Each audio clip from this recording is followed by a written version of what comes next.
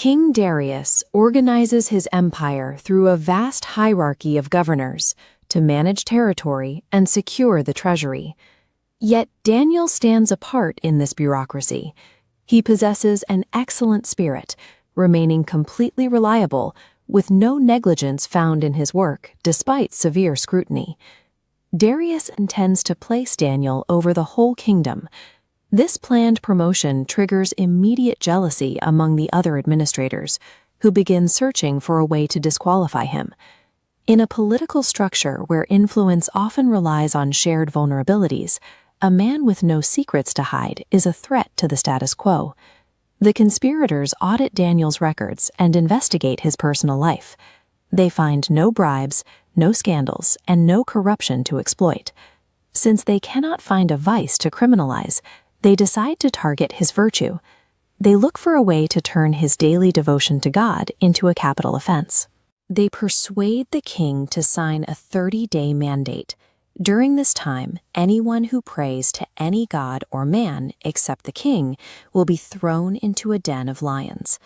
Under the law of the Medes and Persians, once the king signs a decree, it is final. Not even the monarch has the authority to revoke it.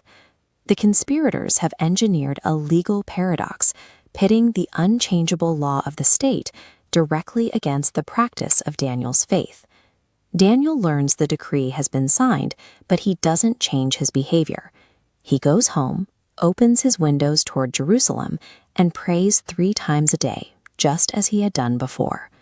The conspirators find Daniel praying, immediately report him to the king, forcing the legal trap to shut. Darius is distressed. He realizes his own vanity was used to condemn his most trusted official, and he searches for a loophole. The king labors until sunset, attempting to find a legal escape for Daniel, but the decree is binding. This shows a limit to earthly power. The absolute monarch finds himself bound by the mechanics of his own legal system. At twilight, Daniel is cast into the pit, and a massive stone is sealed over the entrance. No human hand can open it until morning. The king returns to his palace, but he refuses food and entertainment. He spends the night awake, consumed by fear for Daniel.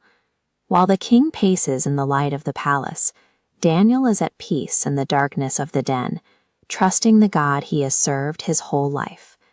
A supernatural resolution occurs. God sends an angel to shut the lions' mouths, suspending their natural instinct to hunt. The man in the deadliest environment is at rest, while the man with absolute earthly power is a prisoner of his own anxiety. At first light, Darius rushes back to the den. He calls out with anguish, asking if Daniel's God was able to rescue him. Daniel answers from the pit. He confirms that he is unharmed, because an angel protected him. He provides his own defense. He was found innocent before God and had done no wrong to the king. Daniel's victory wasn't won by fighting the predators or outmaneuvering the conspirators, but by a trust that remained steady despite the threat. Daniel is lifted out of the den without a wound, proving the conspirators' trap failed. Witnessing this, Darius issues a new decree to every part of his kingdom, shifting the state's stance on Daniel's God. The hierarchical tiers of the empire are now surrounded by a much larger jurisdiction, the kingdom of God, which Darius declares shall never be destroyed. Faithfulness is often subjected to the most severe trials before it is publicly honored. Daniel's survival suggests that when earthly systems are engineered to destroy, a steady integrity can withstand the pressure and outlast the trial.